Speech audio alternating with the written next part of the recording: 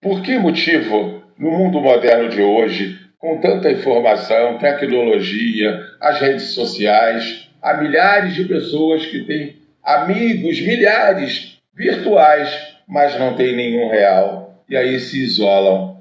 Gente, eu sou um desses que prefiro estar no meu cantinho, porque eu não acredito em amizade verdadeira. Eu acredito em troca de interesses.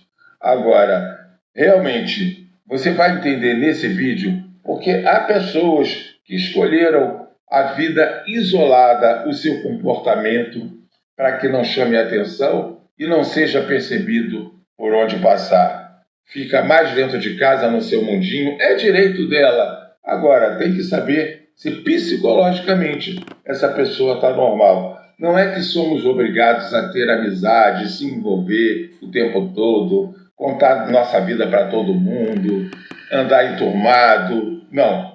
A gente tem que ter relação social, ser gentil, cumprimentar, não precisa se envolver, porque todos nós não sabemos do dia de amanhã se ficaremos doentes, dependentes de alguém. A vida gira e a gente não pode pensar em egoísmo, dono da nossa própria vida, independente e como se fôssemos um Deus.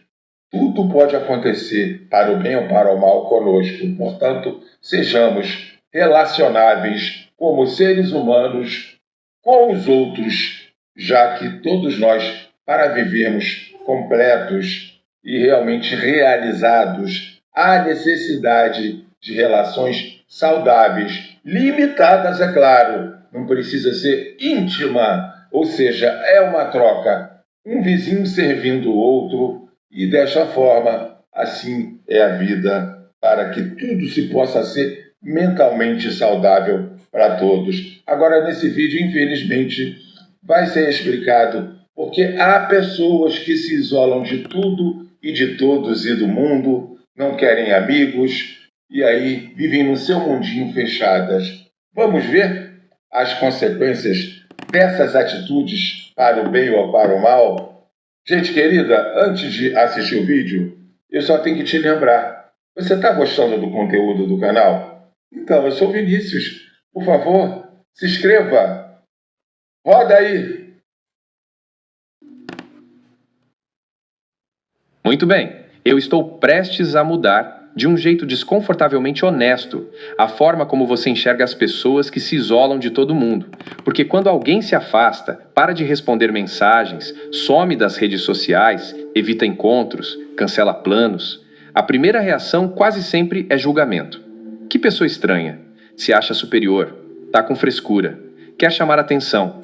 Mas a verdade é muito mais profunda e muito mais silenciosa do que parece.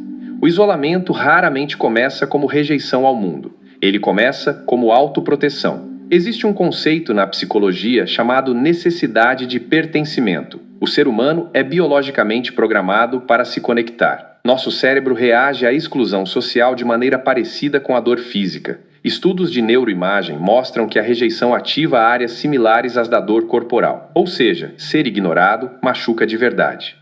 Então, pensa comigo. Se conexão é uma necessidade básica, por que alguém abriria mão disso? Porque para algumas pessoas, a convivência deixou de ser um lugar seguro. Muitas vezes, o isolamento é uma resposta aprendida.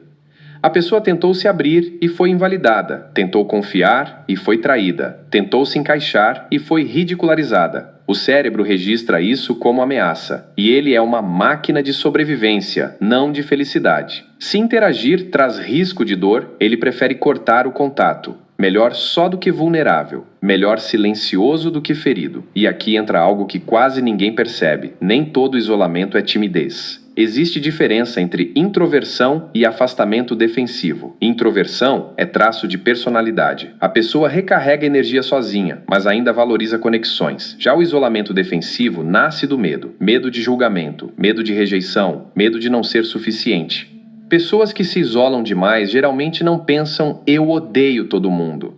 Elas pensam "eu não quero me machucar de novo". E há outro fator silencioso: a exaustão emocional.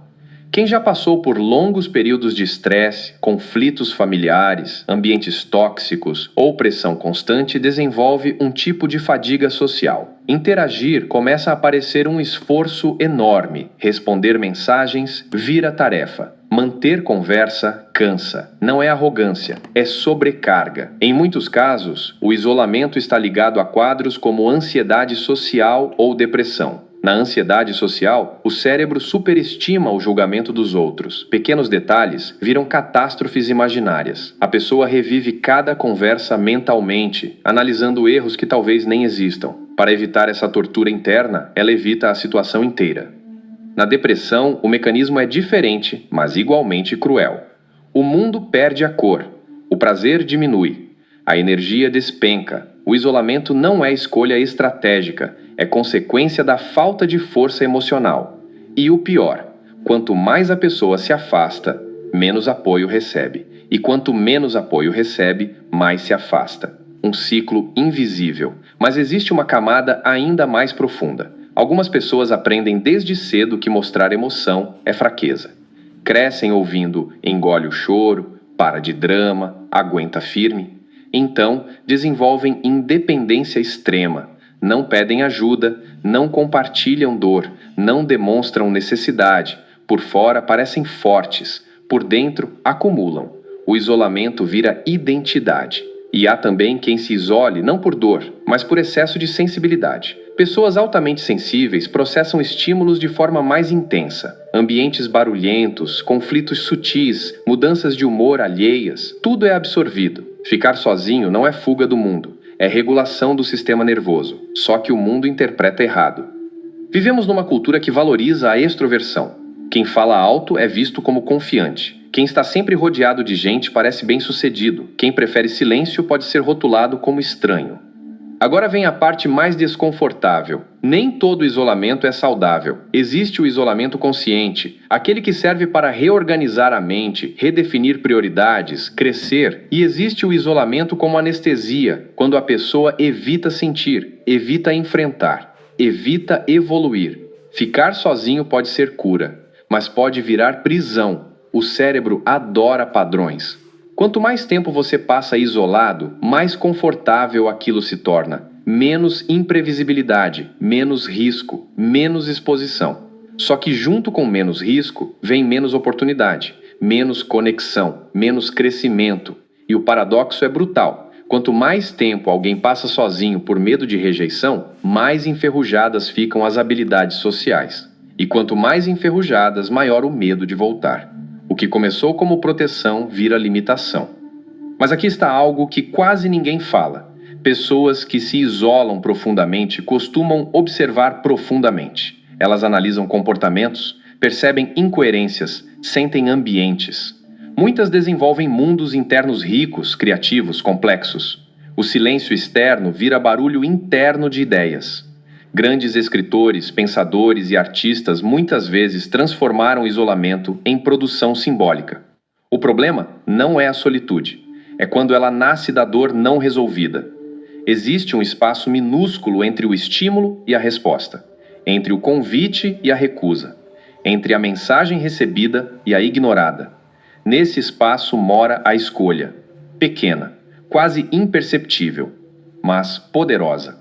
A psicologia das pessoas que se isolam não é sobre desprezo pelo mundo, é sobre proteção, exaustão, sensibilidade, medo ou até autoconhecimento. Cada caso carrega uma história invisível, e talvez a pergunta não seja por que essa pessoa se afastou, mas o que aconteceu para ela acreditar que ficar sozinha é mais seguro do que se conectar.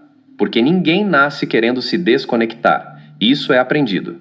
E a boa notícia, desconfortável, mas real, é que o mesmo cérebro que aprendeu a se fechar pode aprender a se abrir de novo, aos poucos, com segurança, com ambientes certos, com pessoas que não transformam vulnerabilidade em arma. No fim, isolamento não é identidade fixa, é estado, e estados podem mudar.